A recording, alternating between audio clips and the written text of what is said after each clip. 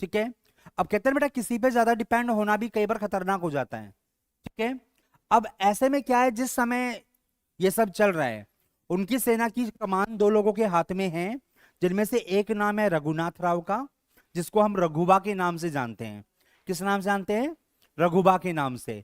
और जो दूसरा नाम है वो किसका है? सदाशिवराव भाऊ का। इन दो लोगों पर ये काफी डिपेंड है। तो हमेशा याद रखना, जब भी पेशवा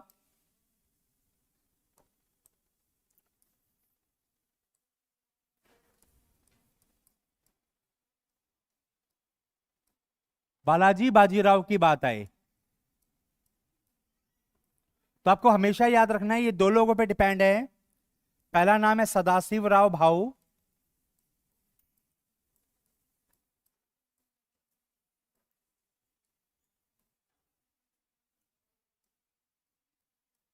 और दूसरा नाम है रघुनाथ राव।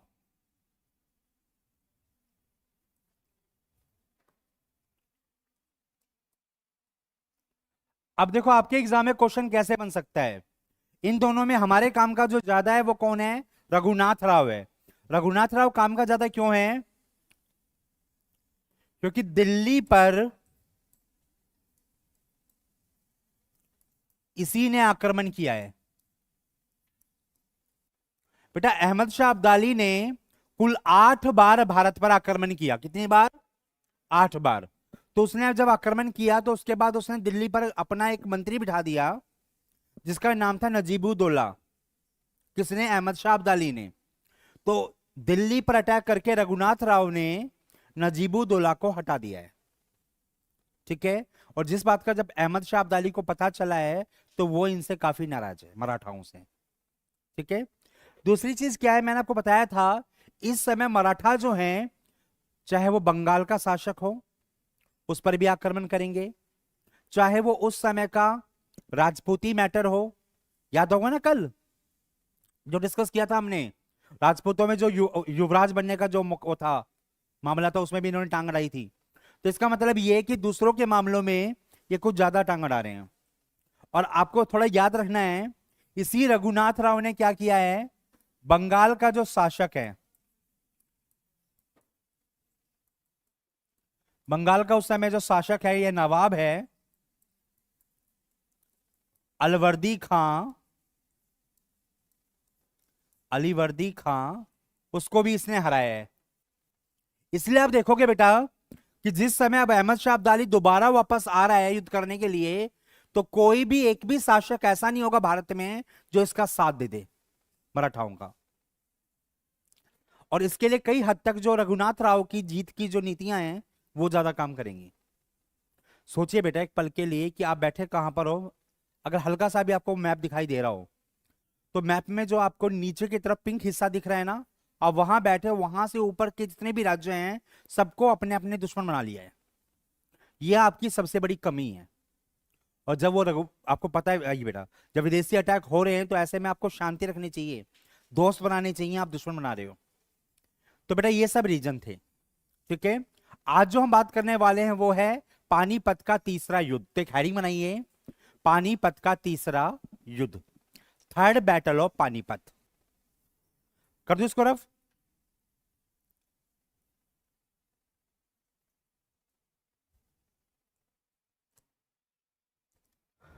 आज का हमारा टॉपिक है पानीपत का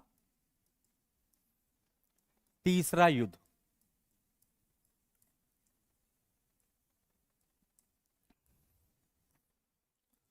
जिन बच्चों ने अब तक इतिहास नहीं पढ़ा है, थोड़ा ध्यान दें बेटा। पानीपत का जो पहला युद्ध है वो हुआ था बाबर और इब्राहिम लोदी के बीच में। किस किस के बीच हुआ बेटा पहला युद्ध? बाबर और इब्राहिम लोदी के बीच में। दूसरा जो पानीपत का युद्ध है वो हुआ है अकबर और हेमू के बीच में। किसके बीच में? अकबर और हेमू के बीच में। और पानीपत का जो तीसरा युद्ध है वो किसके बीच में हुआ है? मराठा। जी। एक तरफ बेटा कौन है? मराठा है, और वर्सेस कौन है? अहमद शाह अब्दाली। ध्यान देना, अकेला नहीं है ये, इसके साथ कौन कौन है? एक रोहिंग्ला सरदार है जिसका नाम है नजीबुद्दौला। कौन है इसके साथ? एक रोहिंग्ला सरदार है जिसका नाम क्या है? नजीबुद्दौला है। और इसके साथ कौन है? अवध का नवाब।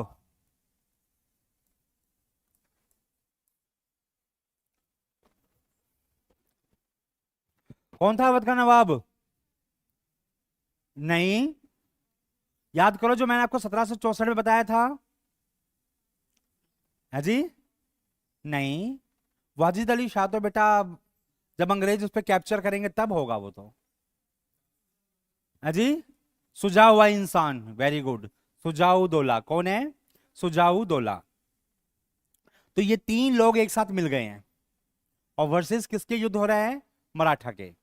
ठीक है, अब मराठा सेना को लीड कौन कर रहा है?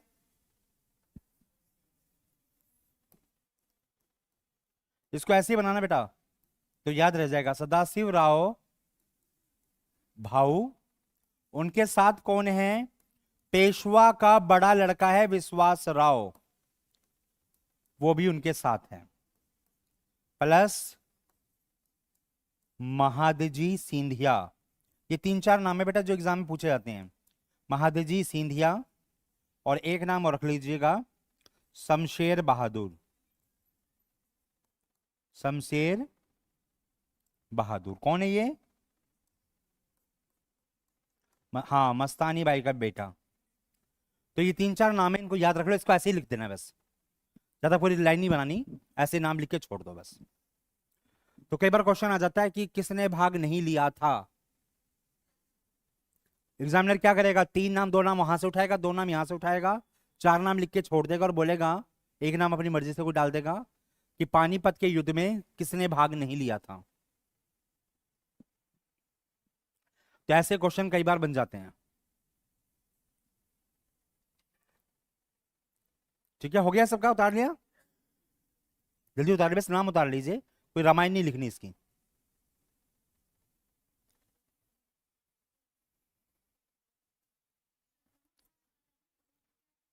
क्या बेटा? देखो, अहमद शाह अब्दाली, नजीबुद्दौला, उसके बाद अवध का नवाब सुजाउद्दौला।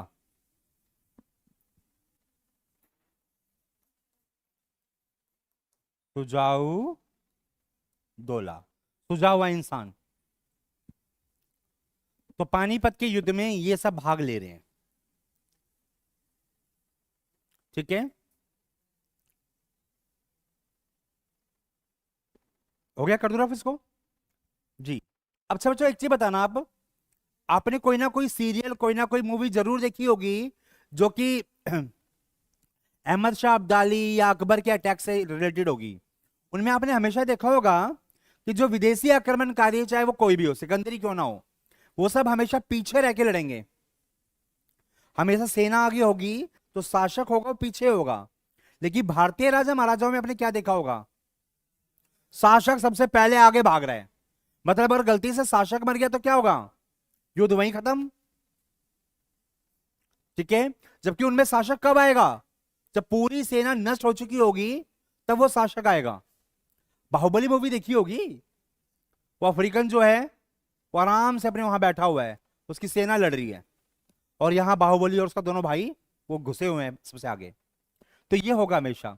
अब देखो इसमें क्या था, अहमद शाह अब्दाली जो है उसने अपनी सेना को हमेशा चार टुकड़ियों में बांटा हुआ था। चलेगा? ऐसे अहमद शाह अब्दाली, एक तरफ इसका तोपखाना होता था, बीच की जो रेजिमेंट थी वो दी गई थी नजीबुद्दौला को, यहां सुजाउद्दौला बैठा था,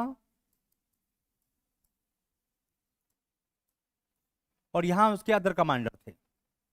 तो उसकी सेना इस प्रकार से बटेगी चार टुकड़ियों में, और एक टुकड़ी हमेशा अहमद शाह अब्दाली के पास रहेगी रिजर्व के लिए। किसके लिए?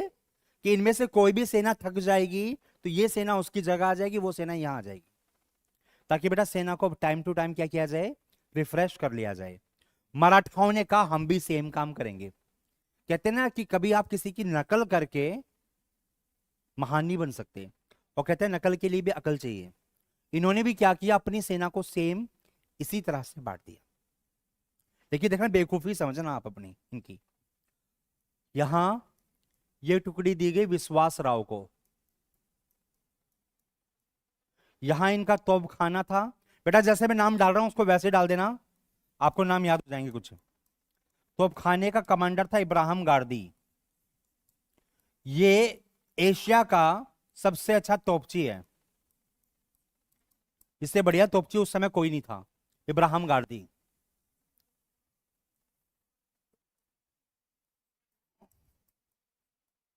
सदाशिव राव भाऊ सबसे आगे खड़े हैं, वाह।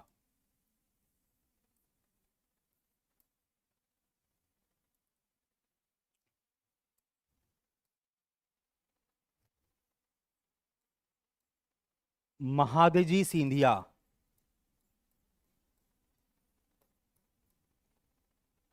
तो ये इनकी कमान है। इन्होंने भी एक सेना पीछे रख दी है, ठीक है। तो लग रहा है कि युद्ध जो है बिल्कुल बैलेंस का है, दोनों की सेनाओं में भी ज्यादा अंतर नहीं है। यहां तक कि मराठा की जो सेना है वो थोड़ी ज्यादा है, किसकी तुलना में, अहमद शाह अब्दाली की सेना की तुलना में। और इनकी सबसे बड़ी खासियत क्या है, इनका जो तोपची है वो एशिया का सबसे बेहतरीन तोपची है, इब्राहिम गार्दी। अब होगा क्या, जैसे ही ये युद्ध छिड़ेगा, कुछ ही घंटे के अंदर जो इसका तोपची है, ठीक है, वो क्या करेगा, वो इसकी जो तोपें हैं इन सबको उड़ाकर नष्ट कर देगा। इब्राहिम गार्दी की जितनी भी बड़ी तोपें थी वो सारी तोपें उड़ा दी गई। बड़ा भयंकर काम हो गया। इसकी सेना में इतनी भगदड़ मच गई कि जो सैनिक यहां थे जान बचाने के लिए पीछे भागने लगे, ठीक है। तो ये सैनिक पीछे भाग रहे हैं अपनी जान बचाने के लिए। अब देखो कितना बढ़िया काम था इनके पास तोपें थी और इनकी तोपें खत्म हो चुकी थी। आराम से अपनी तोपों को इधर करते और इन सबको आराम से उड़ा डालते, सेना उड़ा डालते और युद्ध आसानी से जीत जाते। लेकिन इनकी बेवकूफी समझना मराठाओं की क्या होगा, ये सेना पीछे भाग रही है, ठीक है। ये जो टुकड़ी रखी गई थी रिजर्व के लिए कि आपको युद्ध में आना नहीं है, आप युद्ध में तब आओगे जब कोई सेना थकेगी, ये बेवकूफ मरने के लिए आगे आ गए। ये जो सैनिक भाग रहे हैं उनको मारने के लिए। अब क्या आप तोप चला सकते हो, क्योंकि आगे किसके सैनिक हैं, आपके अपने सैनिक हैं, अब आप तोपें नहीं चला सकते। दूसरी प्रॉब्लम समझना, ये जो सेना भाग रही थी, अहमद शाह अब्दाली ने यहां इनका रास्ता रोक लिया और कहा कि जाके या तो युद्ध भूमि में मरो या मेरे हाथों मरो। उसने कुछ सैनिकों की यहां गर्दनें काट दी और उसकी वजह से ये जो सेना भाग रही थी ये वापस आ गई। और पता है इन्होंने क्या किया, इनकी जो छोटी तोपें थी, इसको ये जम्बूरित बोलते थे, क्या बोलते थे, जम्बूरित। उन तोपों को इन्होंने ऊंटों पे लगाया और एक एक तोप का निशाना लगा के ये सारी तोपें उड़ा दी। तो इनकी एक रेजिमेंट की गलती की वजह से ये फंस गए और यहां इनका पहला लॉस हो गया। इब्राहिम गार्दी पकड़ लिया गया, उसकी ज्यादातर तोपें जो थी वो नष्ट कर दी गई। समझ में आ रहा है आपको प्रोविजन का। तो यहां इनकी पहली गलती। दूसरी गलती समझिए, ये जो विश्वास राव है, जब इसने नजीबुद्दौला को देखा, नजीबुद्दौला ने इसके बहनोई की हत्या की थी विश्वास राव की, ये भाई साहब अकेला, सेना रहेगी पीछे, अकेला जाकर इस पर अटैक करने लगा। अब इसका जो हाथी है जिसपे ये बैठा हुआ है, वो हाथी क्या है, खाली हो गया। इसके हाथी को खाली देखकर कि कहीं मेरे भतीजे को कुछ ना हो जाए, सदाशिव राव भी कूदकर इसको बचाने के लिए चला गया।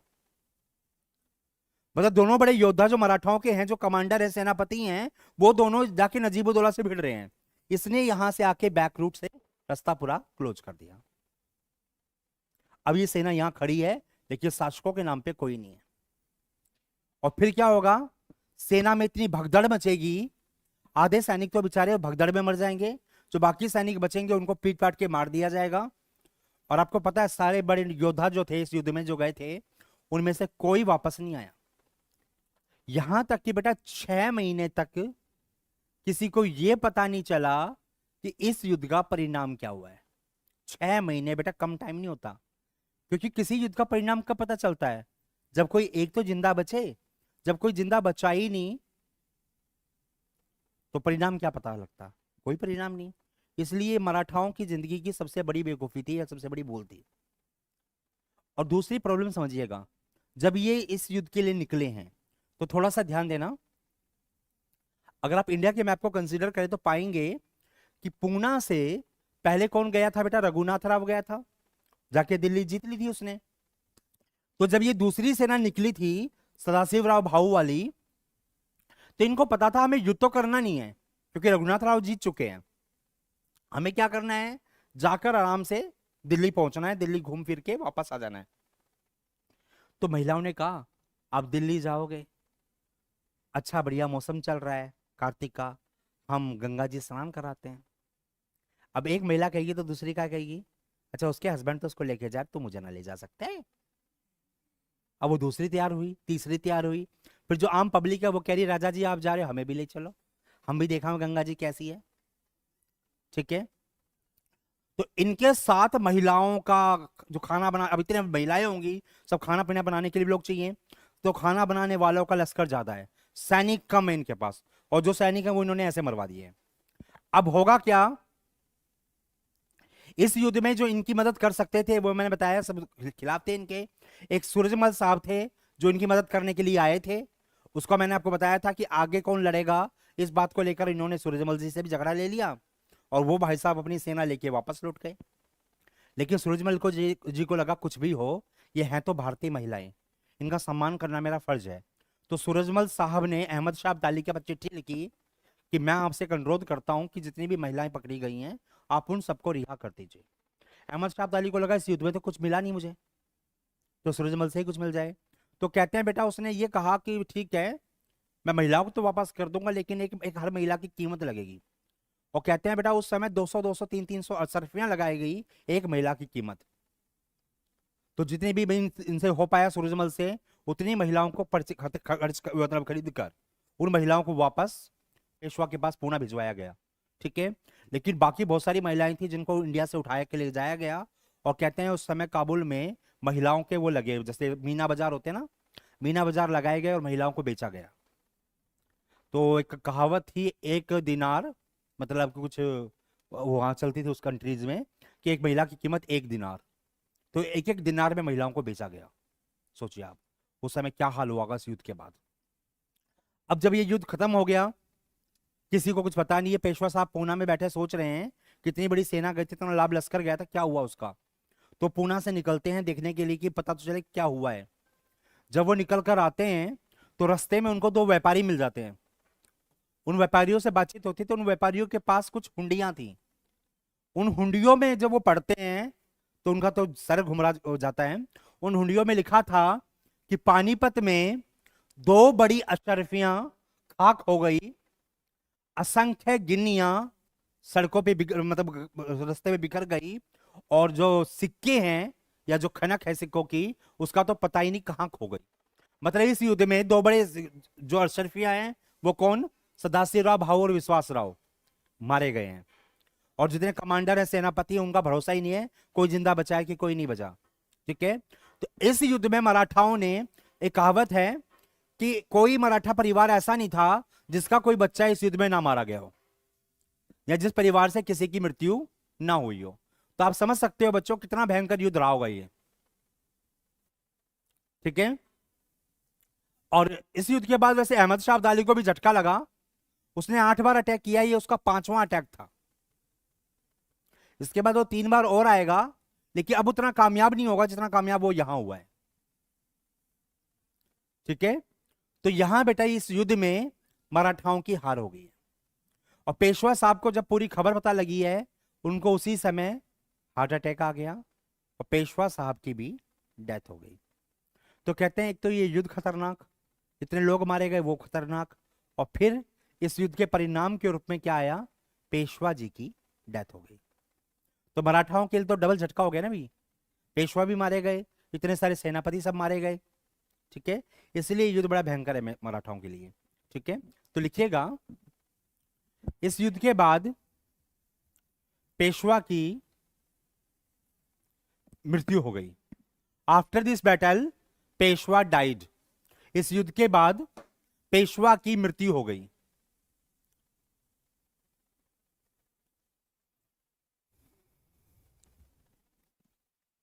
देखिए बेटा, इस युद्ध के बाद पेशवा की, पेशवा कौन बेटा? बालाजी बाजीराव, तो पेशवा की क्या होगी, मृत्यु हो गई, और एक बहुत बड़ा झटका लगा मराठाओं को। ठीक है, अभी भी मराठा सोच रहे हैं कि झटके से शायद वो निकल पाए, लेकिन अब पंगा दूसरा चल रहा है। पंगा क्या चल रहा है कि भाई पेशवा की डेथ हो गई, अब तक जो रघुनाथ राव शांत थे वो अब कह रहे हैं कि भैया अब तो गद्दी मुझे दे दो। अभी तक तो कह रहे थे चलो बालाजी हैं, उनको गद्दी दे दी थी, अब तो मैं हूं, अब मुझे दे दो। लेकिन अब आपको पता है यूनियन इतनी तगड़ी है, अभी भी कह रहे हैं उससे नहीं, आपको गद्दी नहीं मिलेगी। तो ये सब यहां पर चल रहा है। तो लिखिएगा, in third battle of Panipat near by 75,000 Maratha soldier died. Panipat के तीसरे युद्ध में लगभग 75,000 मराठा सैनिक मारे गए।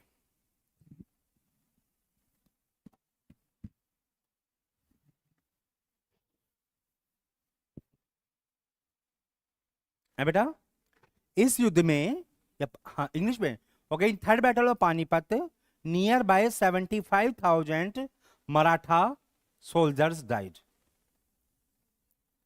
75,000 बेटा। हाँ बेटा बोलिए, कोई डाउट था आपका? ठीक है, अब लिखिए, camel army of Ahmad Shah Abdali. Ahmad Shah Abdali की ऊंटों वाली तोपों को, सॉरी ऐसे लिखो, camel artillery of Ahmad Shah Abdali, Ahmad Shah Abdali की ऊंटों वाली तोपों को जम्बूरियत कहा गया। लिखिएगा, camel artillery of Ahmad Shah Abdali known as Zamburat, ZAMBURAT है। हाँ जी, अहमद शाह अब्दाली की ऊंट वाली तोपों को जम्बूरत कहा गया। बेटा जम्बूरत लिख दोगे या लिखूं मैं? लिख दूं, ठीक है।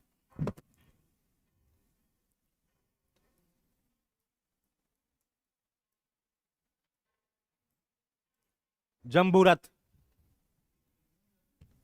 है बेटा, जम्बूरत बेटा छोटी तोपें थी जिनको ऊंट पे रखा जाता था।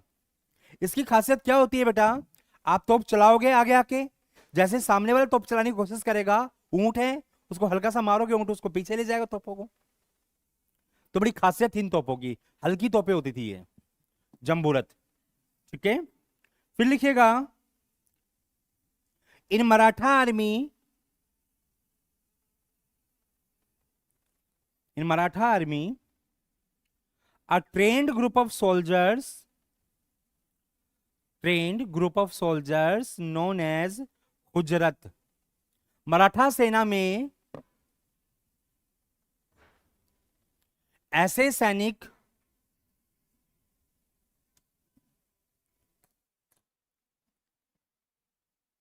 जो काफी अच्छे ट्रेंड होते थे, ट्रेंड को क्या बोलोगे, प्रशिक्षित होते थे, ऐसे सैनिक जो काफी प्रशिक्षित होते थे उन्हें हुजरत बोलते थे, HUZRAT।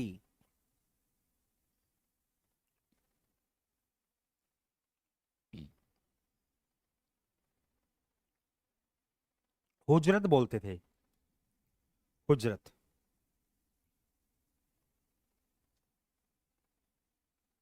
ठीक है, अगला star, Sadashivrao Bhau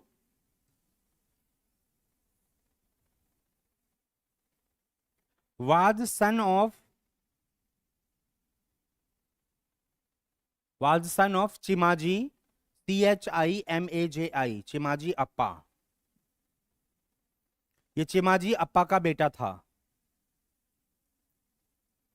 Sadashivrao Bhau was son of Chimaji Appa. Chimaji Appa कौन है बेटा?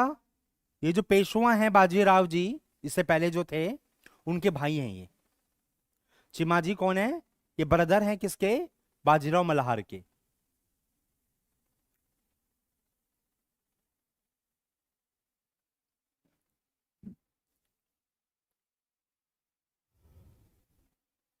हो गया बच्चों? फिर लिखिए, Ahmad Shah Abdali attack total 8 times. Ahmad Shah Abdali ने कुल 8 बार आक्रमण किया।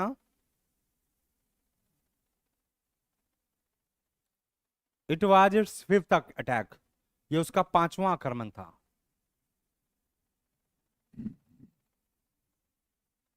It was his 5th attack. ये उसका 5वां अटैक था। बेटा किसने इनवाइट किया था उसको? He was invited bye Najibuddaula. उसको नजीबुद्दौला ने बुलाया था इस बार। इस बार उसे नजीबुद्दौला ने बुलाया था। हाँ बेटा, कहां तक लिखा आपने बताओ? ये लिख दिया कि उसने 8 बार अटैक किया था? नहीं लिखा, लिख दो। उसने कुल 8 बार आक्रमण किया था और ये उसका 5वां आक्रमण था। ठीक है, इस बार उसे किसने बुलाया था? नजीबुद्दौला ने बुलाया था। This time he was invited bye Najibuddaula. ठीक है बेटा, इंडिया पे अटैक करने के लिए कि चिट्ठी भेजकर क्या है? बेसिकली बेटा ही वॉज अफगान, तो अफगान की वही डायनेस्टी। वैसे अफगान में काबुल जो है वो अफगान का ही हिस्सा रहा है हमेशा, लेकिन कुछ डायनेस्टी अफगान की ऐसी रही है जिन्होंने काबुल पे अधिपति नहीं बनाया, लाहौर पे जमाया। ऐसा भी हो सकता है। ठीक है, चलिए आगे लिखिएगा बेटा। तो यहां तक किसी को कोई दिक्कत बेटा अभी तक? तो युद्ध देख लिया आपने। इस युद्ध में देख लिया मराठाओं की कैसे किरकिरी हुई, कैसे उनकी हार हुई। ठीक है, अब बड़ा पंगा चल रहा है कि गद्दी किसको मिले। तो लिखेगा after Balaji Bajirao Madhavrao declare new Peshwa. Balaji Bajirao के बाद में माधवराव को नया पेशवा बना दिया गया।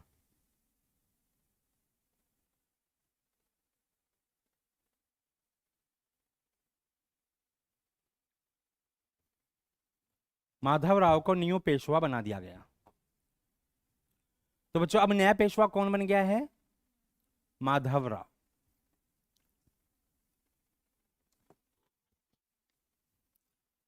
तो बेटा इस माधवराव की खासियत क्या है, लिखो थोड़ा सा माधवराव के बारे में।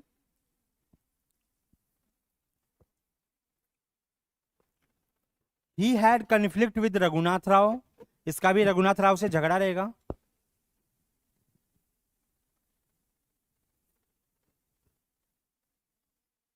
ही also had conflict with Madhav Rao, sorry Raghunath Rao. इसका भी रघुनाथ राव से झगड़ा रहेगा। क्यों रहेगा झगड़ा? रघुनाथ राव ये कह रहा है कि भाई आपके पिताजी के समय चलो भाई वो गद्दी पे बैठ गए क्योंकि वही वो बड़े थे, चलो उनको बिठा दिया गया।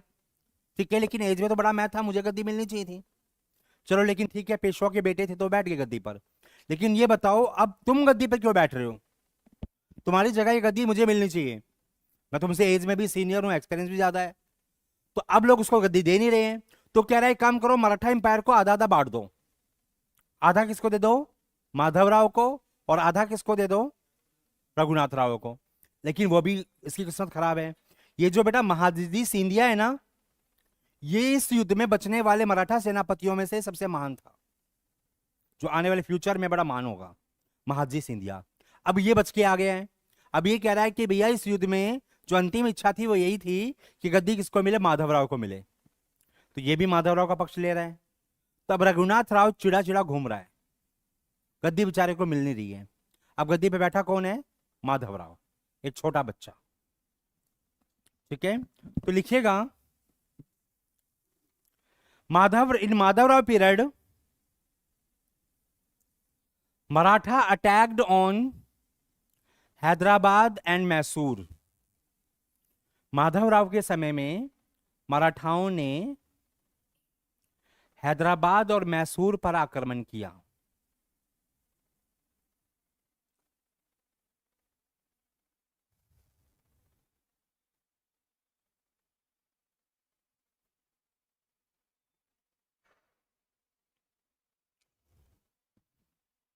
बेटा माधवराव का पीरियड क्या है? 61 से 72, सॉरी 1761 से 1772, 1761 से 1772।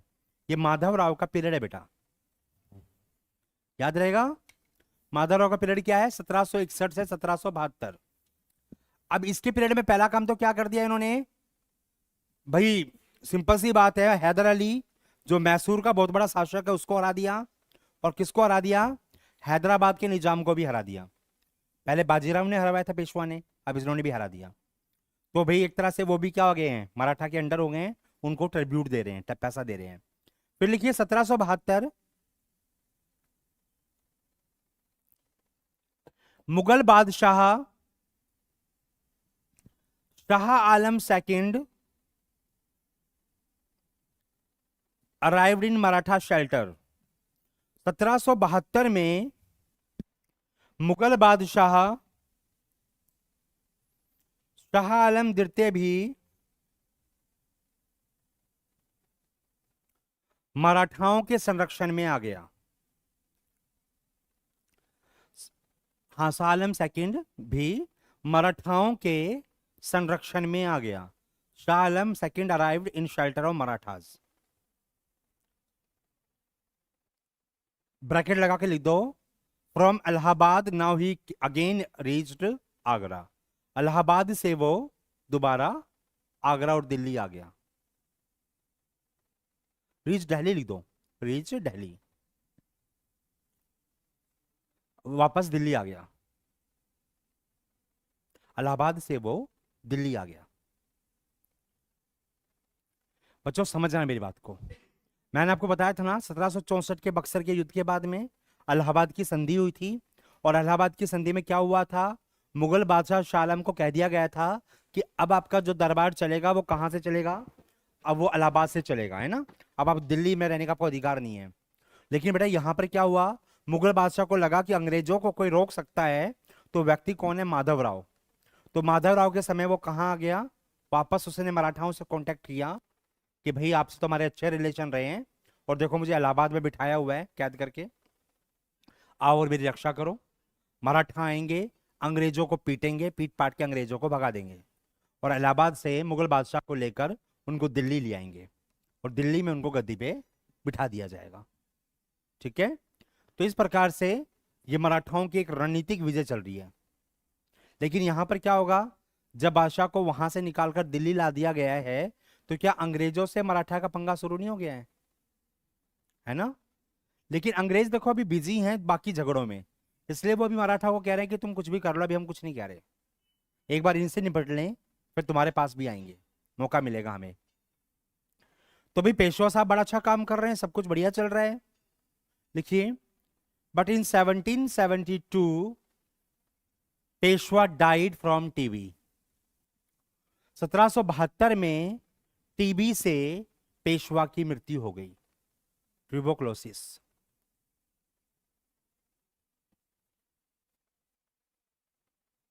Peshwa died from TB.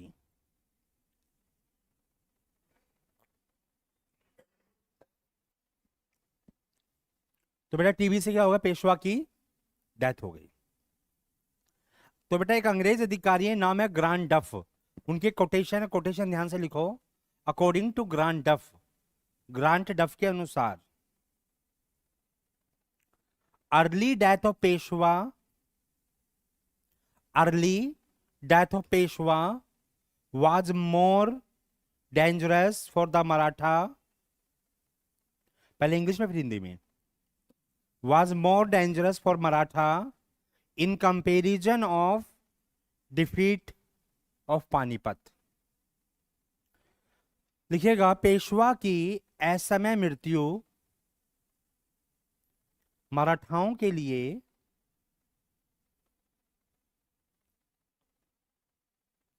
Panipat की हार से भी ज्यादा खतरनाक थी। पेशवा की असमय मृत्यु मराठाओं के लिए पानीपत की हार से भी ज्यादा खतरनाक थी। ग्रांट डफ का बेटा, ग्रांट डफ।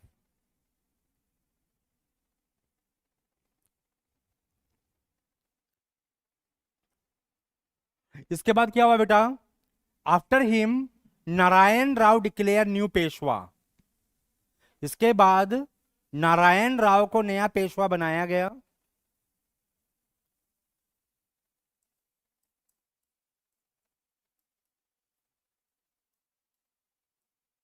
किसको बेटा, नारायण राव को। ये पेशवा के बेटा तीसरे बेटे हैं, ठीक है।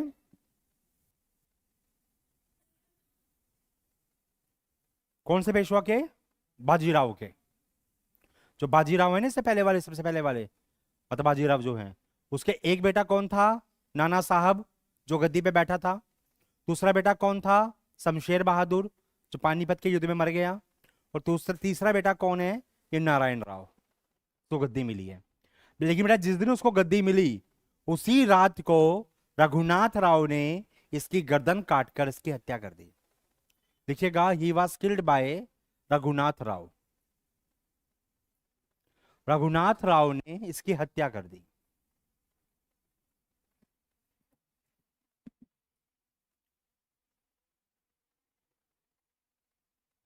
हम्म, सॉरी, रघुनाथ राव ने नारायण राव की हत्या कर दी। He was killed by Raghunath Rao.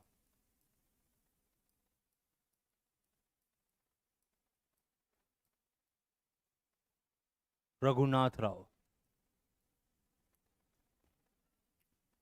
अब देखिए बेटा क्या है, थोड़ा हिस्ट्रिकल कंफ्यूजन है कई चीजों में।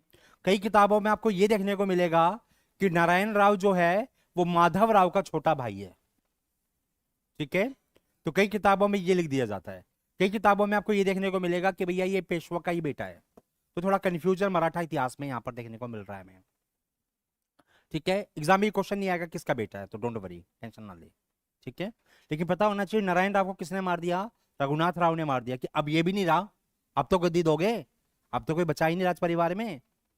फिर मैंने आपको बताया था ना, याद होगा शायद, इस बेचारी की किस्मत ऐसी खोटी है कि नारायण राव की वाइफ जो थी वो प्रेग्नेंट थी उस समय, और एक हफ्ते का टाइम दिया गया था कि एक हफ्ते में ही शायद, मतलब अभी जो बालक है उसको प्रोसीड हो जाएगा। तो अगर लड़का होगा तो गद्दी उसको मिल जाएगी, और लड़की होगी तो गद्दी किसको मिलेगी? रघुनाथ राव को मिलेगी। अच्छा सा प्रोविजन था इनका, बढ़िया से काम हो रहा था। लेकिन बेचारे की किस्मत तब भी खोटी, रघुनाथ राव की, लड़का हो गया। अब इस इतनी खोटी किस्मत है कि अब वो लड़का हुआ तो उसको गद्दी देनी लाजमी, उसको गद्दी दे दी गई। अब लिखिए नया राज रूलर, माधव नारायण राव। माधव नारायण राव।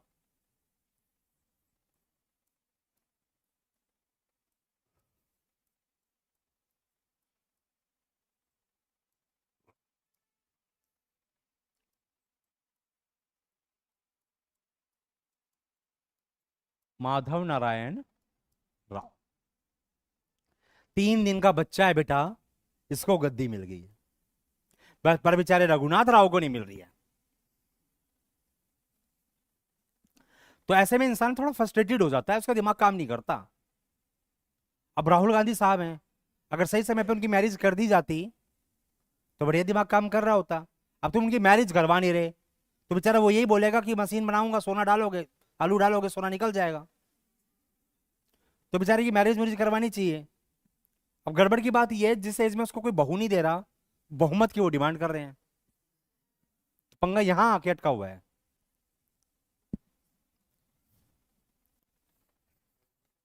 चलिए,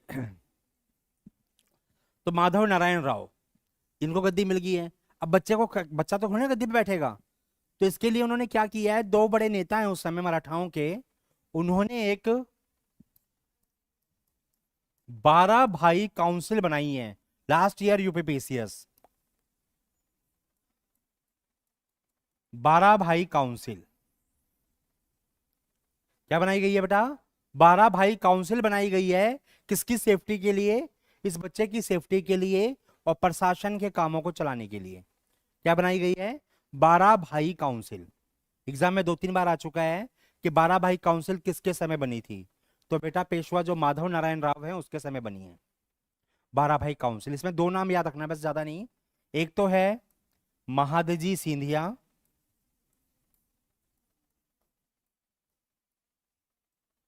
और जो दूसरा नाम है वो लिख दीजिएगा नाना फडणवीस।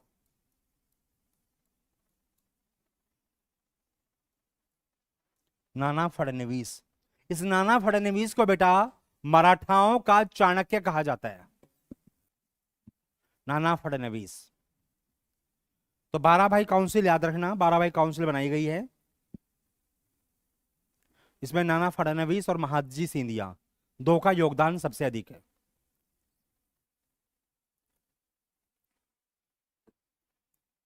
तो इस 12 भाई काउंसिल में सबसे इंपॉर्टेंट नाम कौन है? महाजी सिंधिया और नाना फडणवीस। और नाना फडणवीस को क्या बोलते हैं? मराठाओं का चाणक्य। हो गया, मराठाओं का चाणक्य। ठीक है, कोई दिक्कत किसी को यहां तक? तो भैया रघुनाथ राव को लगा कि सब कुछ हो जाएगा, ये मुझे गद्दी पे बैठने नहीं देंगे। ऐसे में उसको लगा गद्दी पाने का एक ही तरीका है, क्यों ना मैं अंग्रेजों से मदद मांग लूं। तो लिखिएगा स्टार लगा के, रघुनाथ राव रीच्ड बंबई। रघुनाथ राव बंबई गया और अंग्रेजों से मदद मांगी। Raghunath Rao reached Bombay and demanded help from Britishers. और अंग्रेजों से मदद मांगी। रघुनाथ राव बॉम्बे गया और अंग्रेजों से मदद मांगी।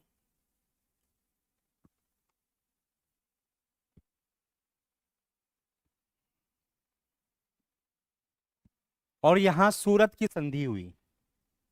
And here treaty of Surat held.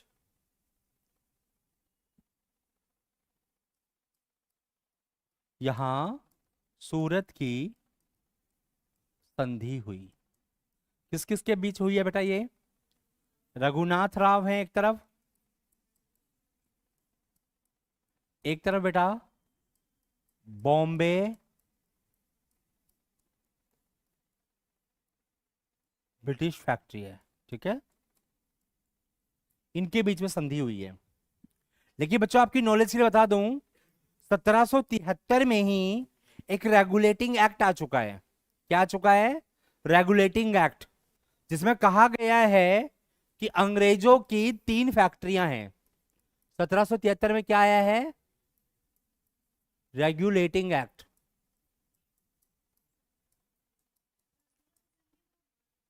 क्या बेटा? ये लगभग हुई है 1783 के आसपास में। तो 1772 में क्या हुआ? 72-73 में ही रेगुलेटिंग एक्ट आ गया है। इस एक्ट में क्या कहा गया है कि बंगाल की जो रेजिडेंट होगी या बंगाल की जो फैक्ट्री होगी वो सुप्रीम होगी। किससे? बॉम्बे से और मद्रास से। तो बंगाल का जो गवर्नर, बाकी फैक्ट्री में कौन बैठेगा या बाकी जगह पे कौन बैठेगा? एक गवर्नर बैठेगा। जबकि बंगाल में जो बैठेगा उसको क्या कहा जाएगा? बंगाल का गवर्नर जनरल। तो बंगाल का जो गवर्नर जनरल है वो सुप्रीम होगा बाकियों की तुलना में। तो ये संधि तो हो गई है। ये किसके साथ संधि हुई है? बॉम्बे की फैक्ट्री के साथ हुई है। ठीक है, तो इसका मतलब थोड़ा सा पंगा रहेगा इस संधि में, क्योंकि अंग्रेज पूरी तरह से जुड़े नहीं है संधि से। बाद में जब वॉरेन हेस्टिंग को पता लगेगा तो वॉरेन हेस्टिंग बॉम्बे फैक्ट्री को बोलेगा तुमने किससे पूछ के संधि कर ली। ठीक है भाई, मुझसे भी मुझसे पूछना चाहिए, मैं तो हेड हूं इंडिया में यहाँ पे अंग्रेजों का, तो मुझसे कहीं नहीं पूछा। तो थोड़ा झगड़ा है अंग्रेजों के आपस में भी, क्योंकि अंग्रेज कभी नहीं चाह रहे कि मराठा जैसी शक्ति से उनका युद्ध हो जाए। वो चाह रहे हैं समय निकाला जाए, युद्ध ना किया जाए। तो लिखिएगा आगे,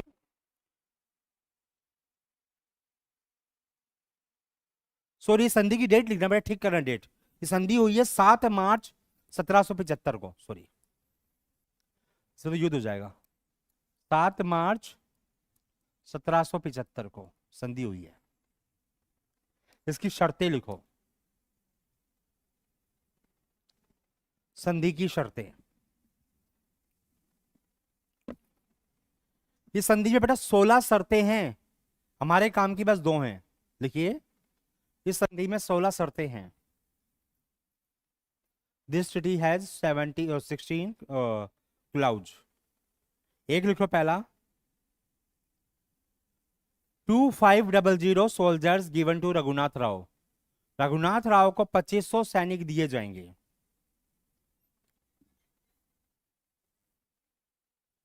कितने बेटा? 2500।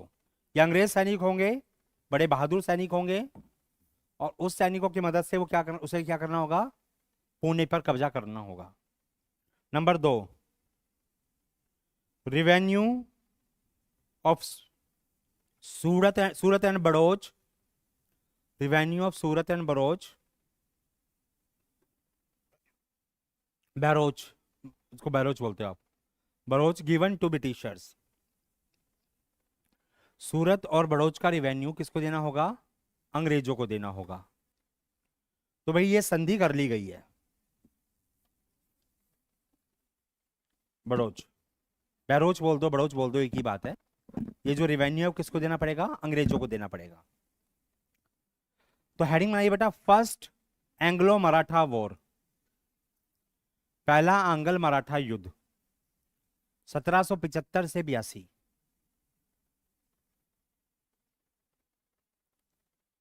1772 से 82। हाँ जी बेटा, सॉरी 1775 से 82, 1775 से 82। पहला युद्ध, पहला आंग्ल मराठा युद्ध 1775 में शुरू होगा, 75 में, और 82 तक चलेगा। लिख दिया बेटा? लिखिएगा, British army led by colonel Keating attack on Surat, अंग्रेजी सेना जिसका नेतृत्व कर्नल कीटिंग ने किया था, उसने सूरत पर आक्रमण किया। कर्नल कीटिंग, KEATING, कीटिंग जी।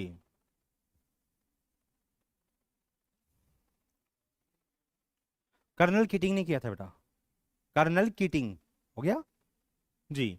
जबकि मराठा आर्मी का नेतृत्व सूरत पे बेटा, सूरत पे अटैक किया है। जबकि मराठा आर्मी का नेतृत्व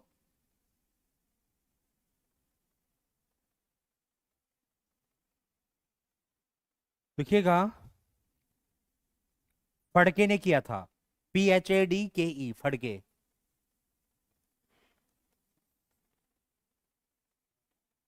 मराठा सेना का नेतृत्व फड़के ने किया था।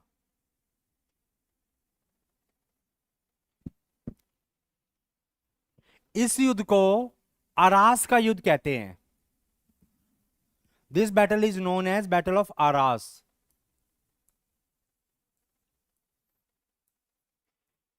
या अराड, दो नाम से आएगा एग्जाम में।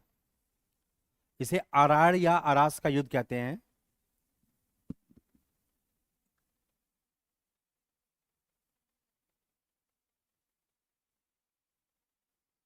का युद्ध कहते हैं, ठीक है। अब क्या हुआ? ये युद्ध हुआ। इस युद्ध में अब पंगा ये हो रहा है, अंग्रेजी सेना की कुटाई हो गई है। मराठाओं ने इस युद्ध में अंग्रेजी सेना को कूट दिया है। और यह बात पता चली है किसको? वॉरेन हेस्टिंग को। तो वॉरेन हेस्टिंग ने अपनी ही कंपनी का, जो बॉम्बे कंपनी है, उसको डांट लगाई कि तुम्हें तमीज नहीं है, मुझसे पूछा क्यों नहीं। और वॉरेन हेस्टिंग ने अपने एजेंट को भेज दिया कहां? पूना, संधि करने के लिए। तो लिखिएगा, treaty of Purandar held in 1776।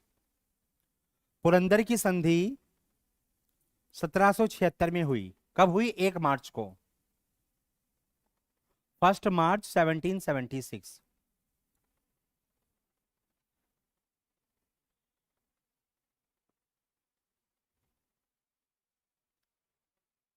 लिख दिया बेटा? लिखिएगा इसमें ब्रैकेट लगा के, when Calcutta council, Calcutta council denied to accept Surat treaty. Calcutta council ने सूरत की संधि को मानने से मना कर दिया।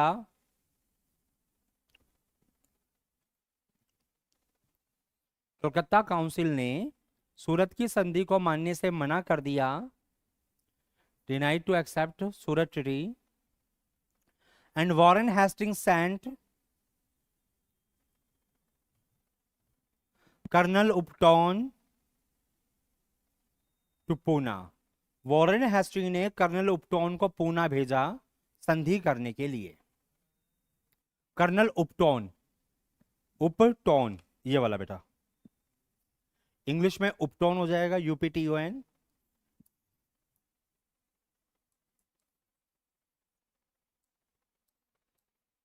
कर्नल उपटॉन, पूना,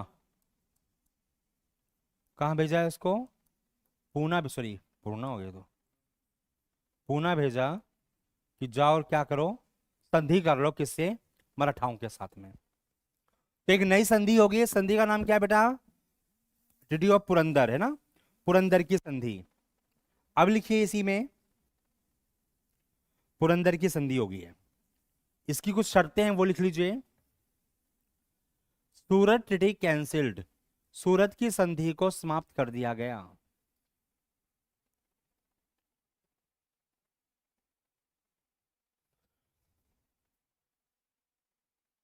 लिख दिया बेटा, सूरत की संधि को क्या कर दिया? समाप्त कर दिया। नंबर 2 पॉइंट लिखो, रेवेन्यू ऑफ सैलसेट एंड बरोच गिवन टू ब्रिटिशर्स। सैलसत्ते बेटा एक जगह है, बड़ी फेमस है।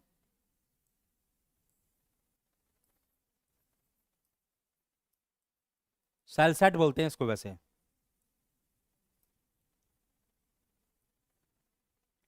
सैलसेट एंड बड़ोच,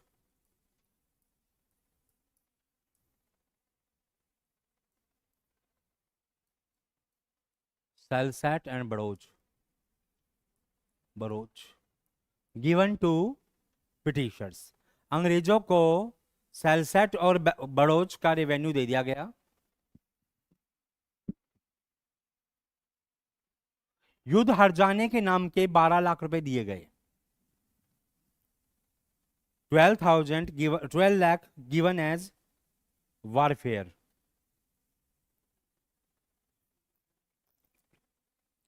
युद्ध के खर्चे के नाम पे 12 लाख रुपए दिए गए, युद्ध खर्च नाम पर। किसको दिए गए? अंग्रेजों को दिए गए भी। किसके द्वारा? मराठाओं के द्वारा। फिर लिखेगा 12 लाख रुपए बेटा। तो अंग्रेजों को फायदा हो रहा है कि नहीं हो रहा? संधि से ज्यादा फायदा हो रहा है। Sawai Madhavrao accepted as new Peshwa, Sawai Madhavrao को नया पेशवा बना दिया गया।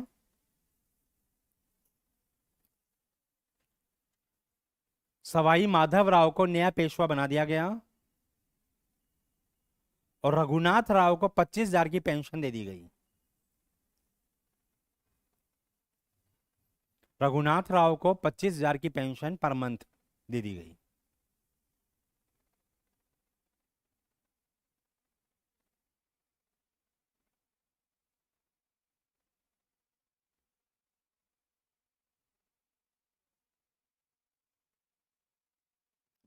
ठीक है, लेकिन बेटा हो क्या रहा है? अभी अंग्रेजों में आपसी पंगा चल रहा है। अब ये संधि कर हो चुकी, इस संधि के बाद अब इन्होंने कहा मराठों ने कि अब युद्ध खत्म करो, लेकिन जो बॉम्बे कंपनी है वो कह रही नहीं, हम इस संधि को नहीं मान रहे। उन्होंने क्या किया, महारानी जो थी उस समय, उनको चिट्ठी भेज दी है कि महारानी जी ये गलत बात है कि आपने उसको अधिकार दे दिए इतने सारे, और वो हमारे टांग में इंटरफेयर कर रहा है, हमारे मामले टांग अड़ा रहा है। हम तो एक बड़ा राज्य जीतना चाह रहे हैं, और ये बम्बई फैक्ट्री जो है वो, सॉरी ये कलकत्ता फैक्ट्री जो है बार बार हमारे मामले टांग अड़ा रही है। अब देखो हुआ क्या, अब महारानी वॉरेन हेस्टिंग को कैसे बोल दे? वो इंडिया का हेड है उस समय, ब्रिटिश कंपनी का, उसको भी नहीं बोल पा रहे। और बॉम्बे फैक्ट्री इतनी रेवेन्यू की बात कर रही है, उसको भी मना नहीं कर पा रहे। ठीक है, फंसे हुए हैं ये। अब क्या किया जाए ऐसे में? ऐसे में क्या होगा, अंग्रेज मान नहीं रहे, मराठाओं को गुस्सा आ जाएगा, और वो क्या करेंगे, लिखिएगा 9 जनवरी 1779, 9 जनवरी 1779, बैटल ऑफ तालगांव, तालगांव का युद्ध, बैटल ऑफ तालगांव, इसी को बेटा वडगांव भी बोलते हैं आजकल, वडगांव का युद्ध, 9 जनवरी 1779, 1779। हो गया भाई। इस युद्ध में अंग्रेजों की हार हुई, बॉम्बे कंपनी की।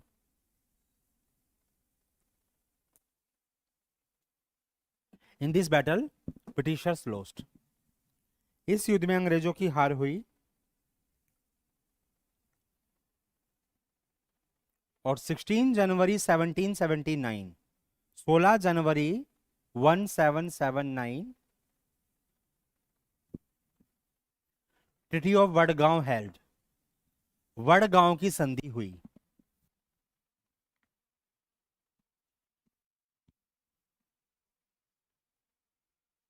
कौन सी संधि हुई बेटा? वडगांव की।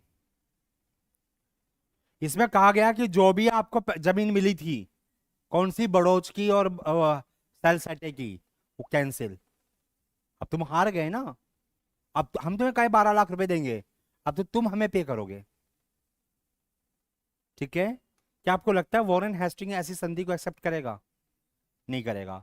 तो वॉरेन हेस्टिंग कह रहा है भैया मुझे इस संधि से कोई मतलब नहीं है, ये संधि सब कुछ बकवास है, मैं इस संधि को नहीं मानता। हाँ जी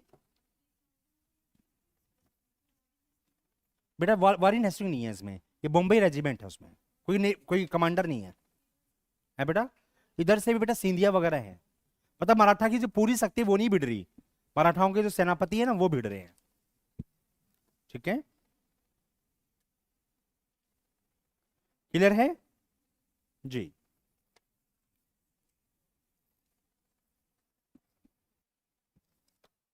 अब लिखिएगा इसी में आगे,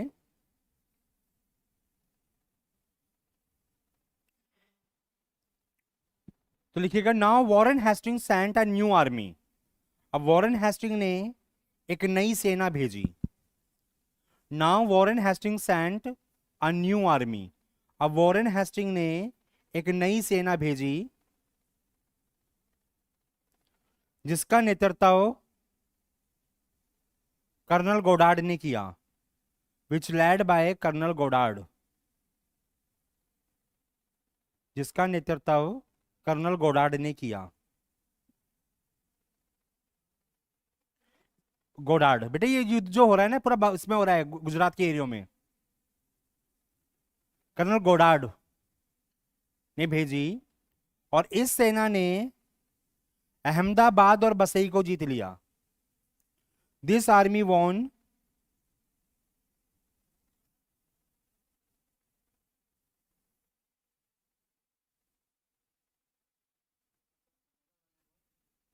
है जी, हाँ दे वॉन अहमदाबाद एंड बसई। इस सेना ने बसई, BASAI, इस सेना ने अहमदाबाद और बसई को जीत लिया। हाँ जी, जिसको कर्नल गोडार्ड ने लीड किया, या गोडार्ड उसके कमांडर थे, और इस सेना ने अहमदाबाद और बसई को जीत लिया। इस सेना ने अहमदाबाद और बसई को जीत लिया। देखो बेटा समझना, वॉरेन हेस्टिंग का दिमाग, आपको याद है मैंने लास्ट क्लास बताया था, मराठाओं के अपने कन्फेडरेसी हैं, बड़ौदा में जो बैठे हैं, गायकवाड़ बैठे हैं, कहीं भोसले बैठे हैं, कहीं होलकर बैठे हैं। अब देखो इन्होंने क्या किया, जो वॉरेन हेस्टिंग है उसने कितना तगड़ा दिमाग लगाया। इसने क्या किया, गोडार्ड को कमांडर बनाया और इस सेना को भेज दिया कहां, गुजरात, कि जाओ और गुजरात को जीत लो। एक दूसरी सेना भेजी इसने मालवा, तीसरी सेना भेजी इसने, तीसरी जो कन्फेडरेसी थी उनके पास, चौथी सेना भेज दी चौथी वाली के पास, और पांचवी भेज दी पूना। मतलब एक साथ मराठाओं के पांचों इलाकों पर एक साथ अटैक कर दिया। अब यह समझना कि अगर बेटा भोसले हैं, अगर उनके इलाके पे अटैक हो रहा है और पूना पे अटैक हो रहा है, पहले वो कौन से इलाके को बचाएंगे? अपने एरिया को। तो इसलिए मराठाओं के जितने भी सेनापति थे वो सब अपने अपने एरिया को बचाने के लिए पहुंच गए, और उसका फायदा क्या मिला वॉरेन हेस्टिंग को? आसानी से इसने पूना को जीत लिया। अब जब पूना जीत लिया तो क्या होगा, जो हेड है उसको जीत लिया, तो कन्फेडरेसी की क्या औकात है कल? अब वो तो नाम नाम के लिए बच गई हैं, क्योंकि ताकत तो उनको पूना से ही मिल रही थी ना। तो यहां पूना पे कब्जा हो गया। और लिखिएगा,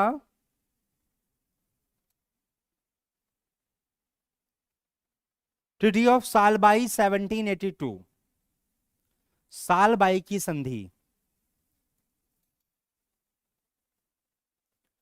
याद होगा शायद आपको, मैंने जब आपको मैसूर युद्ध करवाया था आखिरी वाला, उस समय बताया था, थर्ड वाले में, सॉरी थर्ड मैसूर युद्ध में, सेकंड लास्ट वाले में, कि भी मराठा क्यों हट गए थे, क्योंकि सालबाई की संधि हो गई थी। तो लिखिए ट्रीटी ऑफ सालबाई, ये हुई है बेटा 1782 को, 17 मई 1782, 17 मई 1782 को। मराठा की तरफ से बेटा महादजी सिंधिया ने भाग लिया है संधि में। मराठा की तरफ से किसने भाग लिया है? महादजी सिंधिया ने।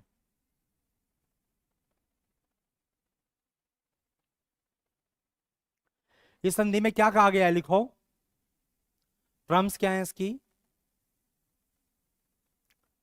माधव नारायण राव डिक्लेयर न्यू पेशवा, माधव नारायण राव को एक्सेप्टेड एज पेशवा, एक्सेप्टेड लिख देना, माधव नारायण राव एक्सेप्टेड एज पेशवा, माधव नारायण राव को पेशवा मान लिया गया।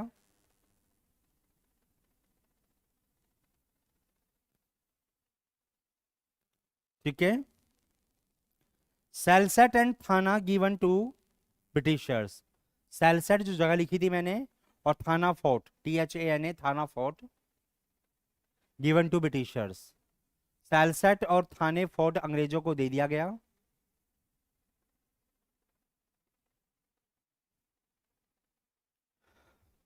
Now Britishers not spot Mysore, अब sorry, now Maratha will not spot Mysore, अब मराठा मैसूर का साथ नहीं देंगे। तो बेटा जो थर्ड बैटल थी, मराठा जो थे वहां से हट गए, अब मराठा मैसूर का साथ नहीं देंगे।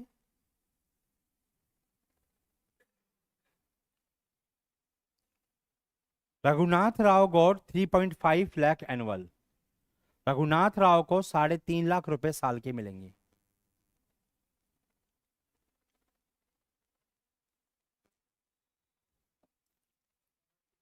है बेटा? हाँ, पेंशन के नाम पे इकट्ठा दे देंगे 3.5 लाख रुपए, इस साल की पेंशन आपकी यही है। तो ठीक है, सबको लगा कि सब बढ़िया चल रहा है, कोई दिक्कत ही नहीं है।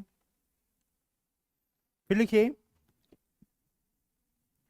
Bye this treaty 20 years peace arrived, इस संधि के बाद 20 साल तक शांति बनी रही। After this treaty 20 years peace arrived, 20 साल तक शांति आ गई। लेकिन अब होगा क्या बेटा, जो ये लड़का माधव नारायण राव है, अब ये धीरे धीरे बड़ा हो गया है, लेकिन जो नाना फडणवीस हैं और दत्ताजी सिंधिया हैं, इन्होंने इसकी जिंदगी इतनी बांध रखी है कि ना तो ये अपनी पसंद से जी सकता है, ना अपनी पसंद से कुछ कर सकता है। ये लड़का इतना कहते हैं ना डिप्रेस हो जाएगा कि ये लड़का क्या करेगा, आत्महत्या कर लेगा। तो लिखिएगा, पेशवा माधव नारायण राव डिड सुसाइड, माधव नारायण राव ने आत्महत्या कर ली।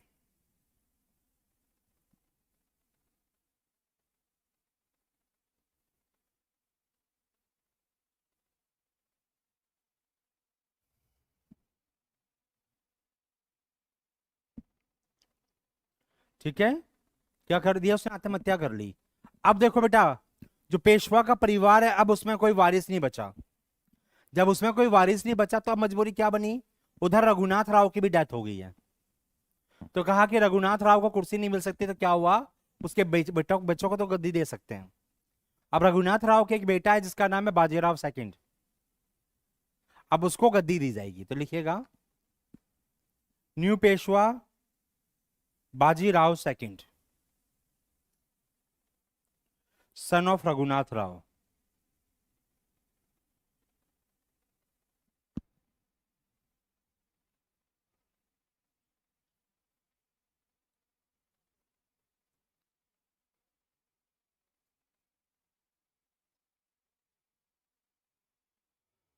ठीक है, तो भाई यहां पर ये पंगा चल रहा है। अब किधर क्या हो रहा है, इसको गद्दी मिल गई है, ठीक है, लेकिन अब जो होलकर्स हैं वो इसको सपोर्ट नहीं कर रहे हैं। होलकर चाह रहे हैं कि अब जो पेशवा है उसकी वंशज को हटा दिया जाए, अब होलकरों को नया पेशवा बनने का मौका मिले। तो होलकर्स इसके साथ नहीं है। ऐसे में क्या होगा, अब देखो भिंडी रोना, जो पेशवा है, जो मराठाओं का हेड है, वो जाकर अपना भिंडी रोना रोएगा अंग्रेजों के सामने कि देखिए ये जो होलकर है ना, ये हमें छेड़ते हैं, हमें हमारा काम नहीं करने दे रहे, बताओ हम क्या करें। बेचारा होलकर की चुगली कर रहा है किसके पास में? अंग्रेजों से। जबकि सोचे नाम के लिए पेशवा है, वो पावरफुल है, और होलकर क्या है, उसके कन्फेडरेसी है, अपने बाकी कन्फेडरेसी को ऑर्डर देते हैं पकड़ पीटो उसको, बाकी 3 लोग हैं उसको कूटेंगे, पीट पाट देंगे उसको आराम से। लेकिन नहीं, जाके अपना भिंडी रोना किसके सामने रोया है? अंग्रेजों के सामने। अंग्रेज तो मौके की तलाश में थे ही। अंग्रेजों ने होलकर पर अटैक कर दिया। तो लिखो second Anglo Mysore war, second Anglo Mysore war 1803 से 1805, सॉरी मराठा वॉर यार, हाँ सेकंड एंग्लो मराठा वॉर 1803 से 1805।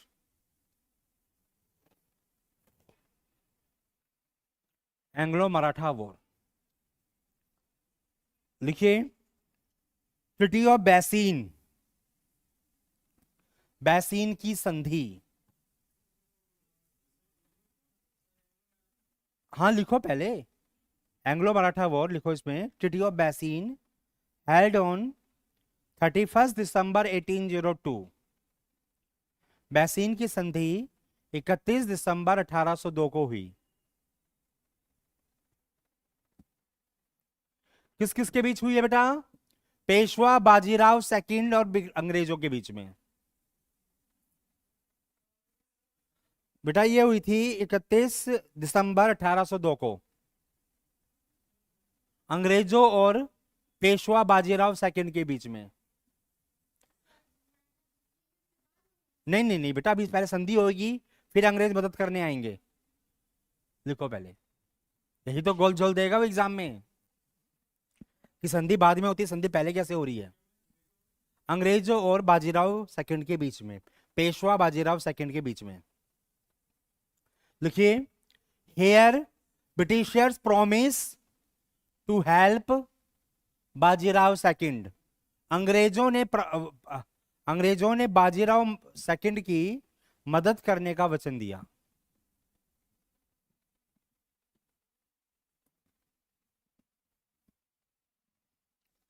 अंग्रेजों ने बाजीराव सेकंड की मदद करने का वचन दिया क्योंकि जसवंत राव उनको पद से हटाना चाहता था, क्योंकि जसवंत राव होलकर उसको पद से हटाना चाहता था।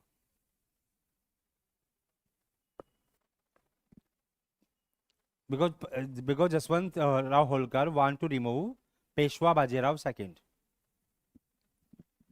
लिख दिया बच्चों? क्यों मदद की बेटा, क्या मदद की, क्या लिखा आपने? देखो ध्यान से कि जसवंत राव होलकर जो है बेटा, वो पेशवा को उसकी गद्दी से हटाना चाह रहा है। तो अब ये जाकर क्या कह रहा है बाजीराव कि देखो भी मेरी मदद करो अंग्रेजों, ये जो मेरी सेना में ही जसवंत राव होलकर है, ये चाह रहा है मुझे गद्दी से हटा के मेरी गद्दी पे खुद बैठ जाए। मतलब बेटा सिंपल सी बात है, शेर जा रहा है और जाके बंदरों की सभा में ये कह रहा है कि भैया ये शेरनी जो है ये मुझे छेड़ रही है, ठीक है, और तुम संभालो इसको। अब बंदर तो जीनियस है ही, उनको मौका मिल गया है। बंदर कह रहे हैं कि चलो शेर जी आप चलो आगे आगे, और आप पहले शेरनी के थप्पड़ मारना, फिर वो भागेगी, फिर हम उसको पकड़ेंगे और आपके सामने पीट पाट के पेश करेंगे। तो पहले थप्पड़ कौन मारेगा? शेर। मतलब पहले उस पर अटैक कौन करेगा? होलकर पे पेशवा। तो सब कुछ करेगा कौन? पेशवा।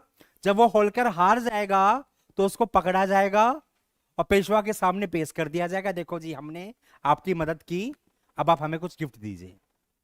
कितने चालाक हैं अंग्रेज, और ये इतना बेवकूफ है, ठीक है। तो ये लग नहीं रहा कि आपको कि हमारी अंग्रेजों की बुद्धिमत्ता कम और हमारे शासकों की बेवकूफियां ज्यादा हैं? है जी, वही शासकों की बेवकूफियां ज्यादा हैं इसमें। तो लिखिएगा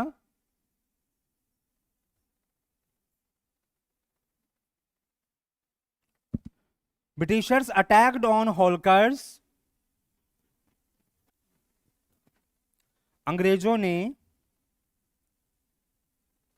होलकर पर आक्रमण किया। Britishers attacked on Holkar.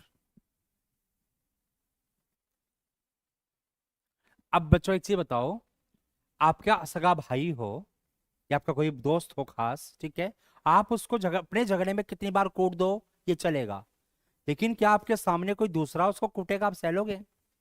नहीं। इस युद्ध के लिए हाँ, किसने कहा हाँ? इधर से एक हाँ भी आया, बोले कोई बात नहीं, मजे की बात है, और कहेंगे उल्टा मार, बाल पकड़ के मार इसको तो। पर ऐसा होता नहीं ना, हम कहीं साथ में देना पड़ेगा भाई। तो यहां पर क्या हुआ, अब जसवंतराव होलकर पर अटैक हुआ, तो मराठाओं की जो बाकी कॉन्फेडरेसी थी, चाहे वो सिंधिया थे, चाहे वो होलकर थे, या चाहे वो श्री गायकवाड़ थे, वो सब भी बीच में आ गए, और अंग्रेजों ने लाइन से तीनों को बिठा के भंडारे का अच्छा खासा प्रसाद खिलाया, तब तीनों को कूटा गया। और यहां कुछ संधियां हुई हैं, मैं आपको लाइन से लिखवा रहा हूं, इसका ईयर नहीं पूछेगा, अरेंज करना पूछेगा, तो लाइन से लिख देना। Treaty of Devgaon, treaty of Devgaon, वैसे ही 17 दिसंबर को हुई थी 1803 में, देवगांव की संधि। ये बेटा भोसले के साथ हुई है। हाँ है बेटा, हाँ हाँ इसी साल हुई थी जी। वो दो में हुई थी बेटा, ये तीन है, एक साल। 31 दिसंबर 1802 लिखा था ना बैसिन में, क्या लिखा है? दो लिखा है ना जी। आज एक डेट से कुछ नहीं होगा, वो पूरा मंटा खराब हो जाएगा। लिखो दूसरा पॉइंट, पहली देवगांव होगी बेटा किसके साथ हुई है? ये भोसले के साथ। फिर लिखो सुरजी अर्जन गांव, सुरजी सुरजी अर्जन गांव।